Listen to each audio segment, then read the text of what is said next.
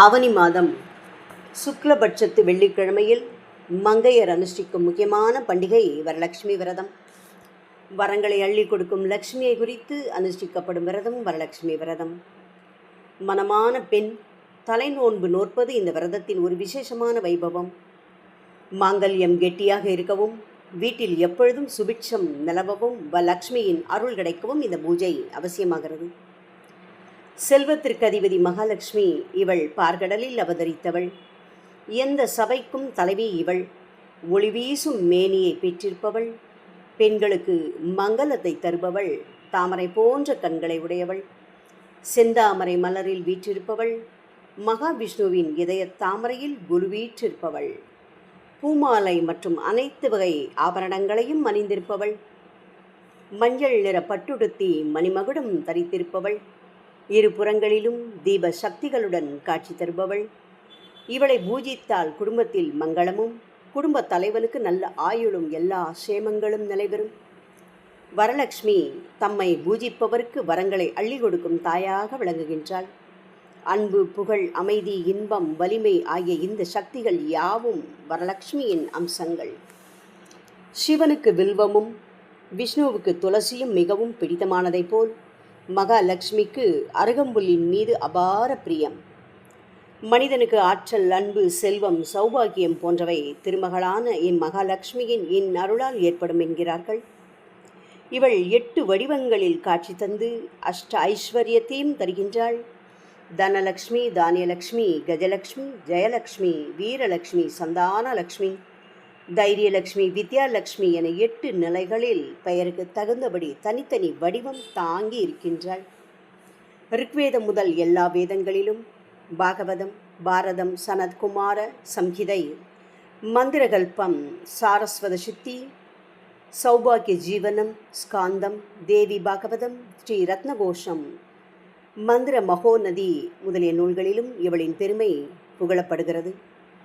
ஒரு சமயம் பரமேஸ்வரனும் பார்வதியும் சதுரங்கம் விளையாடி கொண்டிருக்கும் பொழுது சிந்திரநேமி என்பவள் அவர்கள் ஆட்டத்திற்கு நடுவராக இருந்தான். ஆட்டத்தில் சித்திரநேமி பரமேஸ்வரின் பக்கமாக பேசியதால் தேவியின் சாபத்திற்கு இலக்காகி பெரும் நோயை பெற்றான். அதன் பிறகு சித்திரநேமி வரலட்சுமி விரதம் இருந்து பரமேஸ்வரனின் பேரருளால் நோய் நீங்க பெற்று சுபிட்சமடைந்தான். செல்வத்திற்கு அதிதேவதையாக விளங்கும் இந்த சுபலட்சுமியை ஸ்ரீதேவி என்ற பெயரால் போற்றி வணங்கி வரலட்சுமி விரதமான அந்த தினத்தை சந்தியா கால வேளையில் கொண்டாடுகிறார்கள். இந்த பூஜை தினத்தன்று வீட்டை நன்றாக கழுவி மாக்கோலமிட்டு விளக்கேற்றி வீடெல்லாம் வாசனை புகையை நிறைந்திருக்க செய்ய வேண்டும். அழகான மண்டபம் அமைத்து அதில் வாழை மரம், மாவிலை தோரணம் கட்டி சுவற்றில் சித்திரமாகவோ அல்லது வெள்ளியினாலோ வரலட்சுமி அம்மன் முகம் அமைத்து அம்மனுக்கு தோடு, மூக்குத்தி, சங்கிலி, வளையல் எல்லாம் பூட்டி அலங்கரித்து தாழம்பூ பின்னலிட்டு பூச்சூட்டி கலசம் வைத்து பூஜிப்பார்கள். கலசத்தில் வரலட்சுமி ஆவாகனம் செய்து விரதத்தை தொடங்க வேண்டும். அழகிய மேடை மீது கும்ப கலசத்தை வைத்து கலசத்தினுள் பச்சரிசி, எலுமிச்சம்பழம், பொற்காசுகள் ஆகியவற்றை இட்டு வெண்மையான பட்டு வஸ்திரத்தினால் கும்பத்தை அலங்கரித்து அம்பாளின் திருமுகத்தை அதில் வைக்க வேண்டும்.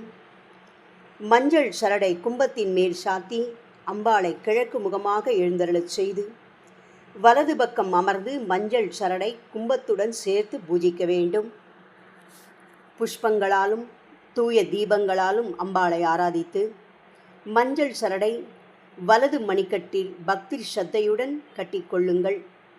அதன்பின் இனிப்பு கொழுக்கட்டை நிவேதனம் செய்து பாத்தியம், அர்க்கியம் முதலிய 16 வகை உபசரணங்களை செய்து உற்றார் உறவினர்களுக்கு நிவேதனங்களை கொடுத்த பின்புதான் நாம் உண்ண வேண்டும்.